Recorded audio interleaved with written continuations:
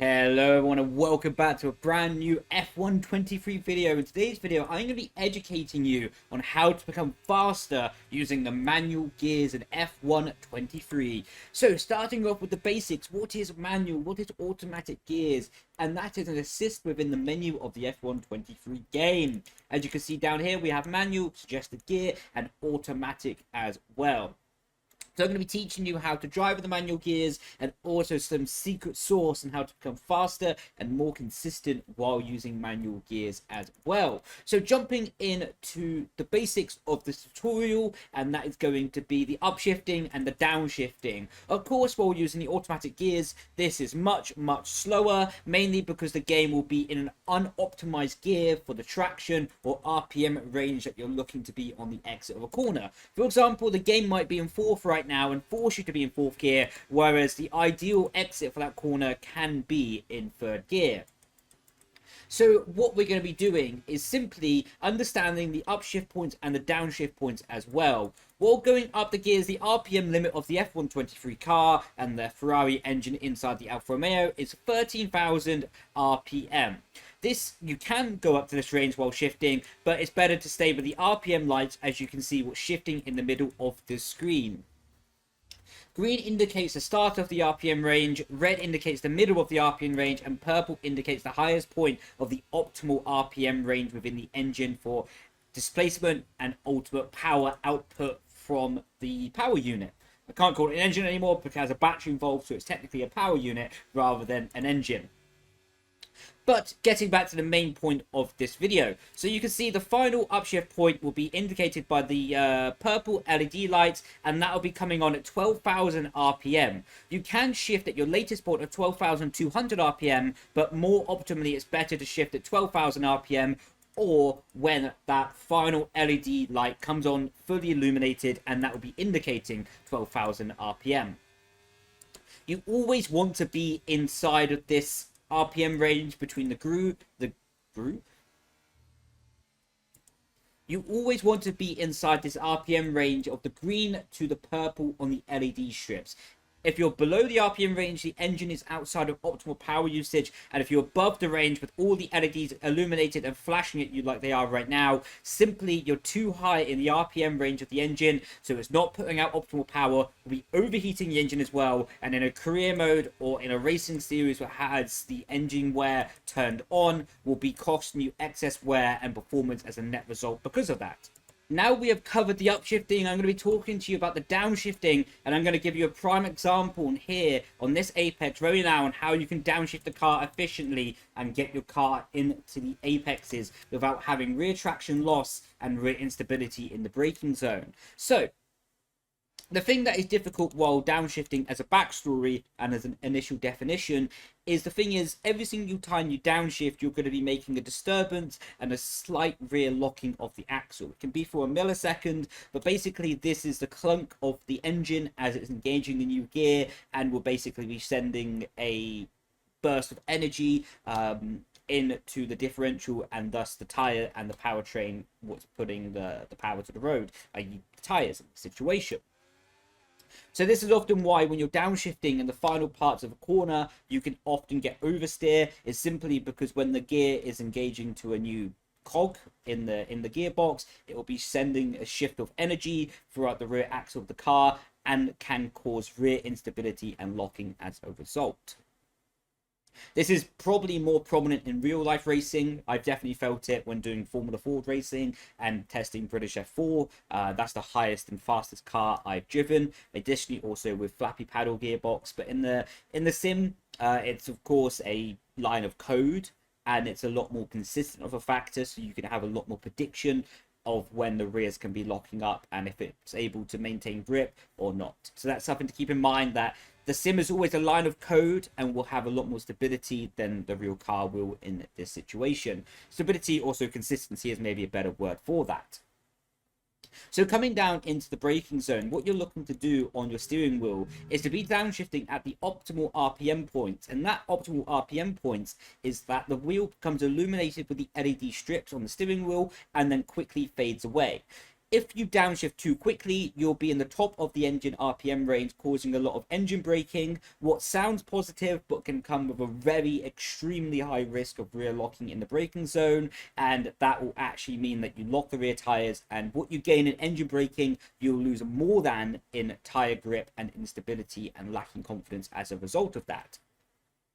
If you downshift too slowly, you will not be using the engine braking of the car, and although the car will be very stable, you will not have any or very much engine braking, and this will extend your braking zone. So what you're looking to do and have a downshift pattern in your mind of having this LED strip slightly illuminated every single time you pull the downshift. So you can see when I'm going down the gears here, as I'm going to show you on a full motion replay, then breaking down in slow motion after, is every single time I downshift, for a very small amount of time, the LED strips are illuminated before we decrease the speed even more, and then we go down to the next gear. So you can see, going down the gears, basically every single time, we have an illuminated LED strip in a very smooth and a rhythmic pattern that gives me consistency of engine braking without needing to worry about the inconsistency, what will cause rear locking of the rear axle.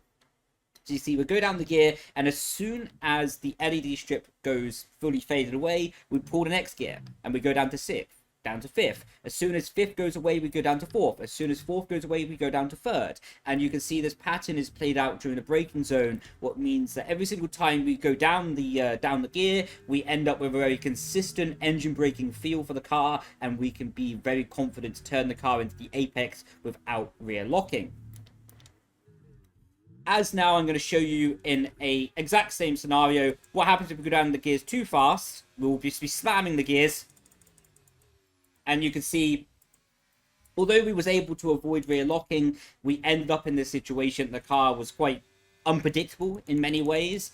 And with spamming the gearbox as well, I actually pulled the paddle probably more than 6 times. We ultimately went down to second gear, so we did go down 6 gears in this time. There is a engine limiter that if the engine is going to be over revved, and this happens in real Formula 1 and also in the esports game as well, if the engine is going to be over revved, it will stop you going down the gear. So although I pulled 6 gears in game, I probably pulled my paddle 8-9 times, to be honest, trying to get down the gears when it was hitting limiter. Again, this means an inconsistency on a human side as well, because instead of going down to third gear, I went down to second gear. As a second part of what I alluded to before with the engine braking, because we was having so much extra engine braking, it was quite unstable on when we could go down the gear, including the mistake of going down to second at the end, which is of course more of a human factor than it is the game factor. But of course, human factors and game factors combine to make a lap time potential, and spamming down the gears like this is a really inefficient and inconsistent way to get down the gearbox and to be ready for your turning of the corner. Now I'm going to show you what happens if you do not stay within your optimal RPM range and go down the gears exceptionally slowly.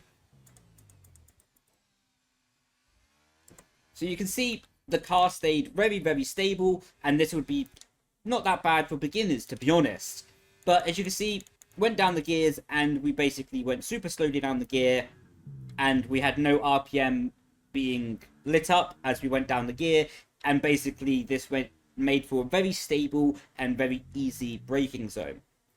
What does actually happen to be slower marginally compared to the optimal, like we showed you in the first example, but this is not always a bad place for you to start learning manual gears on, and would also be beneficial in the rain condition because it will bring a lot of stability to the rear axle of the car.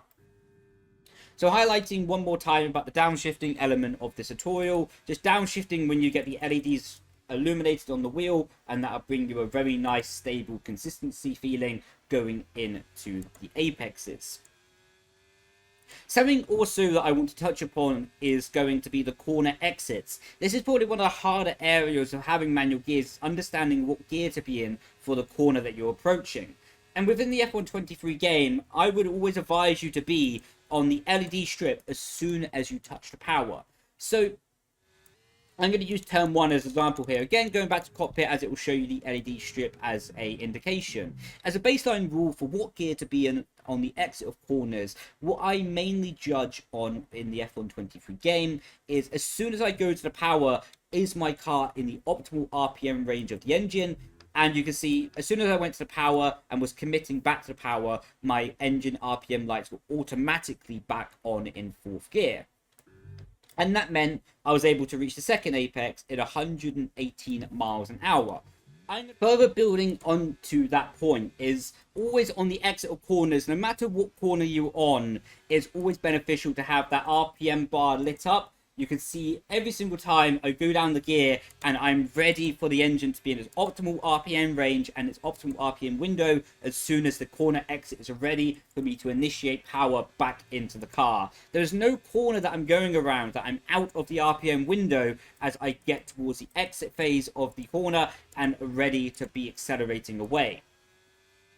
Of course, in rain conditions and in high treacherous conditions of lacking grip and consistency and feeling of the car, short shifting can be beneficial, but for today's video I'm touching upon a baseline tutorial for beginners getting used to the game, and I'll touch upon rain conditions and more technical situations that being in a higher gear than optimal RPM window can be beneficial to you. So I really hope that this initial guide and tutorial has been helpful for you at home about how to understand manual gears and how to start progressing your feeling of them and how you can become faster with the correct RPM windows of the game.